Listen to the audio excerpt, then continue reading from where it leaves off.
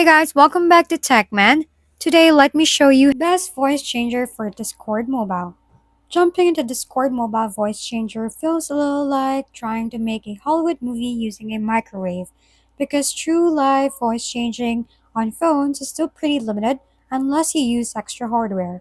I tested a few setups myself, and the easiest app-only option is still Voice Mod, since it gives you tons of filters, soundboards, and goofy effects that can make you sound like a robot, anime villain, or a guy who definitely owns three swords.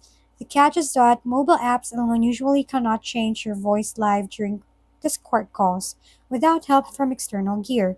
If you want real time voice changing while gaming or chatting, pairing voice mod with hardware like VM Key Live Voice Changer works much better because it plugs directly into your phone and handles live processing.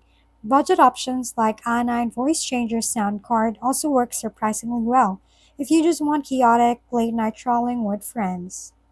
If we've been helpful, kindly give us a thumbs up and don't forget to hit the subscribe and bell button for more contents. For any questions and suggestions, comment down below.